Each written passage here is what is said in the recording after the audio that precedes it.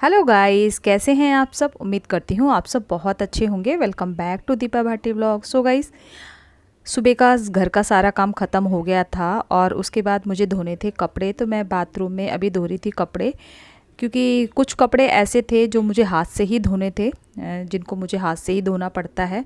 और उसके साथ कुछ कपड़े ऐसे थे मशीन वाले, तो मैंने सोचा मशीन से ना धो करके उन कपड़ों को भी मैं हाथ से ही धो देती हूँ।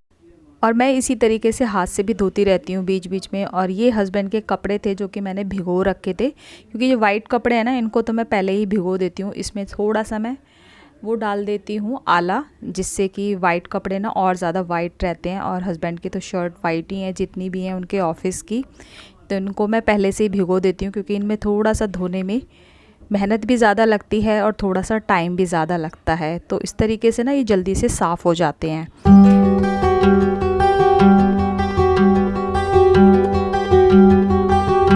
कपड़े मैंने धो लिए थे और नहा करके आ गई थी। तो कुछ काम जो था, लंच की जो तैयारी थी, वो मैं पहले से ही करके गई थी। और अब मुझे लगाना है तड़का। तो मैं बनाऊंगी आज सांभर और इडली।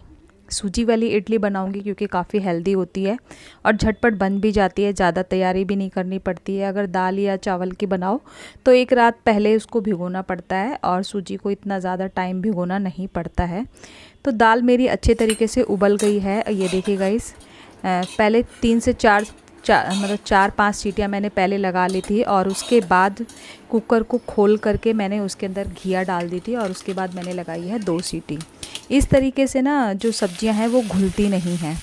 और इधर लगा देती हूँ तड़का। तो मैंने कड़ी पत्ता डाल दिया है तेल में, और डाल दी है सरसों के दाने, और उसके बाद डाल दिया थी हींग। हींग बहुत ज़्यादा ज़रूरी है, क्योंकि अरहर की दाल है तो वो थोड़ा जो है गैस बनाती है, तो इस वजह से मैंने हींग डाल दी है। और हींग मैं वैसे भी सारी सब्जियों में, दालों में, सभी में ही यूज़ करती हूँ।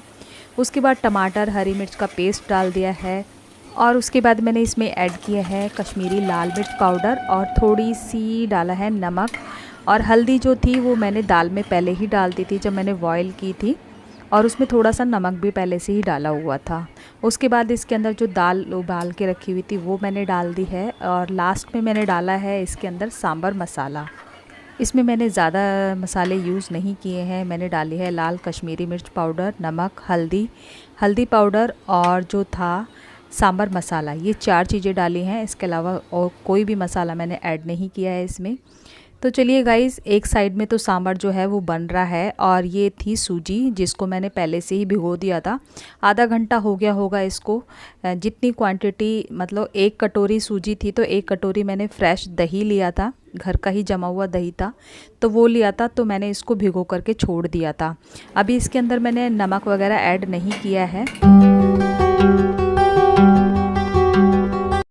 पतीले के अंदर थोड़ा सा पानी डाल करके उसके अंदर मैंने 1 कटोरी रख दी है, और गैस चला दी है, क्योंकि उसमें बनानी है स्टीम। पानी को अच्छे से बॉईल करना है। तो एक साइड में मेरा पानी उबल रहा है, और दूसरी तरफ जो है मैं तैयारी कर रही हूँ इडली का पेस्ट डालने के लिए सांचे, इसमें स्टैंड में। तो सबसे पहले मैंने इसको ग्रीस कर लिया है। आप ऑयल भी लगा सकते हो, कुकिंग ऑयल, और घी भी लगा सकते हो। मैंने घी लगाया था इसमें। और थोड़ा थोड़ा सा बैटर डालना है सभी में, क्योंकि अगर ज़्यादा डाल देंगे ना तो वो ऊपर की तरफ आ जाती है, फिर बाहर की तरफ निकलने लग जाती है। इडली को ना फूलने के लिए जगह नहीं मिलती है।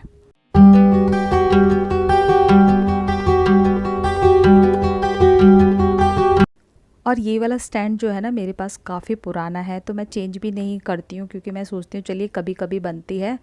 साइज़ छोटा है लेकिन फिर भी काम चल जाता है। तो स्टीम मेरी अच्छे से बन चुकी थी, उसके अंदर मैंने स्टैंड जो इडली थी बनने के लिए रख दी है। तो एक साइड में मेरी इडली बन रही है, सांभर भी बन रहा है, और दालें थी कंटेनर में ख़त्म हो रखी थी, तो इन कंटेनर में दालें जो हैं वो फिल कर देती हूँ। वो लाल वाली दाल थी मसूर की दाल, ये काली वाली उड़द की, अरहर की दाल।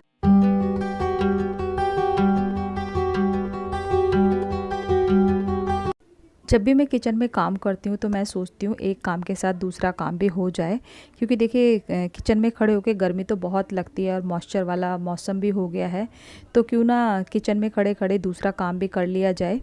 और जब तक मैंने बाकी के काम किए तो मेरी इडली भी बन करके हो गई है तैयार और अब मैं इनको निकाल लेती हूँ। थोड़ी सी हो गई थी ठंडी, क्योंकि ठंडा करना थोड़ा सा ज़रूरी है, तब ना ये बहुत अच्छे तरीके से निकल जाती हैं। और ये देखिए कितनी अच्छी बनी है इडली और बहुत ज़्यादा सॉफ्ट बनी थी। और गाइज़ मैं आपको बताना भूल गई, उसमें मैंने जो पेस्ट था उसमें नमक और थोड़ा सा ना मैंने बेकिंग सोडा उसमें डाला था। एक एक करके सारी इडलियों को निकाल लूँगी और बहुत इजी तरीके से निकल जाती हैं।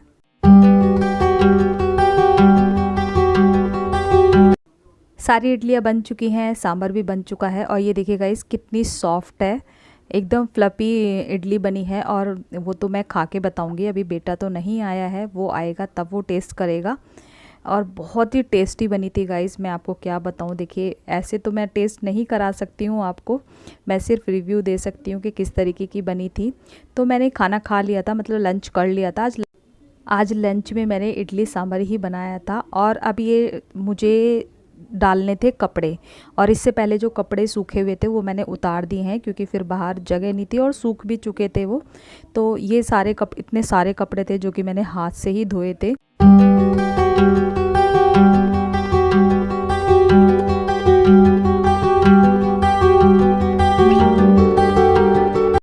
अभी जो है धूप तो नहीं निकल रही है, लेकिन बारिश भी नहीं हो रही है, तो उसकी वजह से ना बहुत ज़्यादा गंदा मौसम हो रखा है, पसीना आता रहता है, गर्मी भी बहुत ज़्यादा हो गई है। बस ये थी कि जो पहले वाली गर्मी पड़ रही थी उतनी नहीं है, लेकिन मॉइस्चर बहुत ज़्यादा है।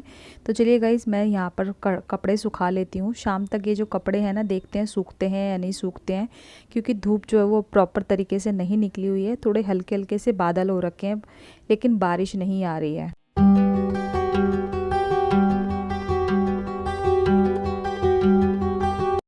मौसम चाहे जैसा भी हो, काम कभी नहीं रुकते हैं। कैसा भी मौसम हो, गर्मी सर्दी ठंड बरसात, कैसा भी हो, काम नहीं रुकते हैं। तो गाइज़ उसके बाद सीधा मैं आपसे मिल रही हूँ शाम के वक्त।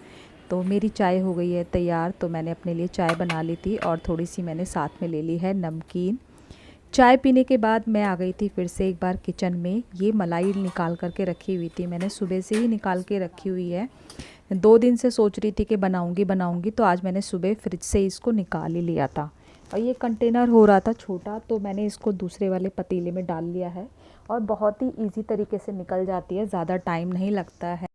अगर आप मेरे तरीके से बनाओगे मलाई से मक्खन, तो बहुत इजी तरीके से निकल जाएगा। ज़्यादा आपको जैसे ब्लेंडर वगैरह की या बहुत सारे लोग मिक्सी का यूज़ करते हैं, तो उसका नहीं करना पड़ेगा।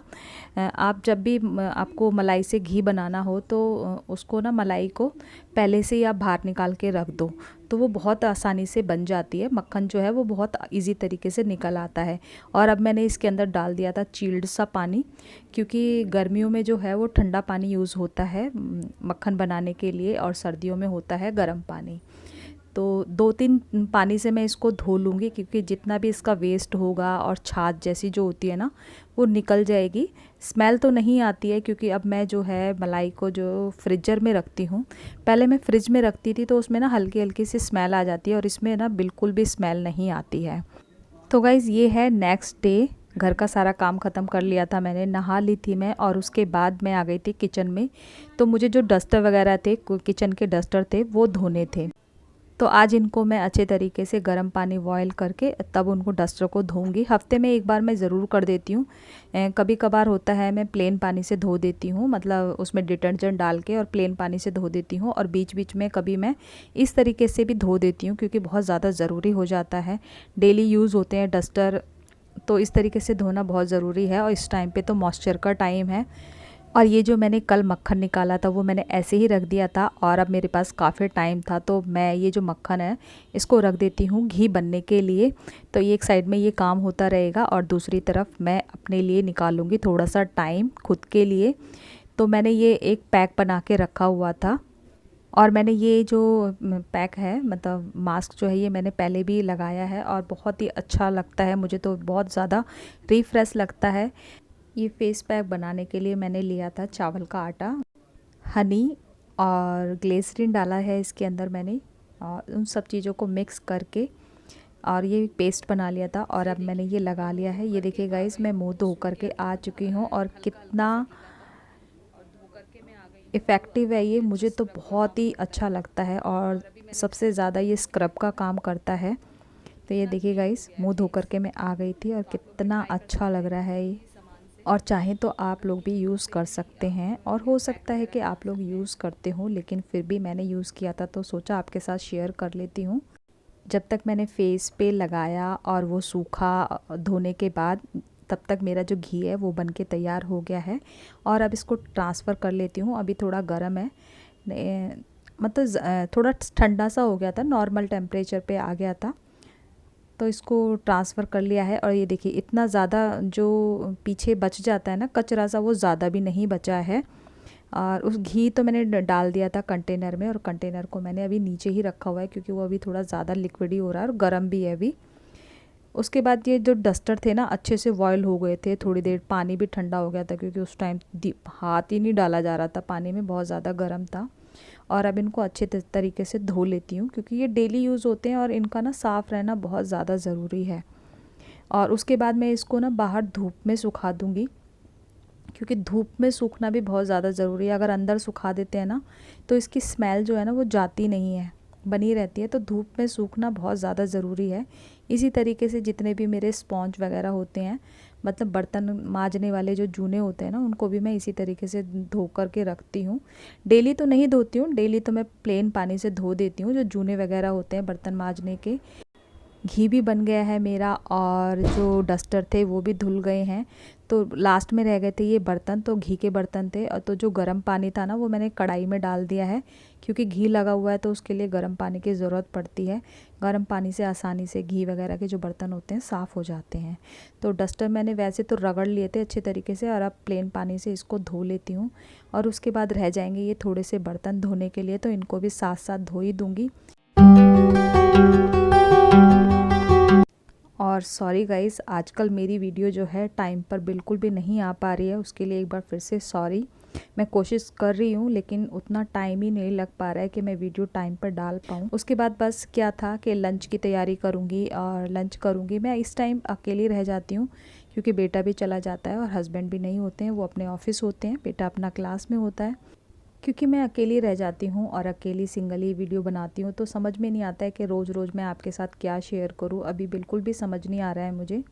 फिर भी मैं कोशिश ज़रूर करूँगी कि टाइम पर मेरे व्लॉग आएँ और कुछ नया मैं आपको दिखा पाऊँ, क्योंकि डेली डेली घर का काम देखते देखते आप लोग भी बोर हो जाते हैं। तो मैं ज़रूर कोशिश करूँगी। तो गाइज़, आज का व्लॉग मैं यहीं एंड करूँगी। मैं मिलूँगी आपसे नेक्स्ट व्लॉग में। इस व्लॉग में आपको कुछ भी अच्छा लगा हो तो प्लीज़ चैनल को सब्सक्राइब करें, वीडियो को लाइक शेयर कमेंट ज़रूर करना।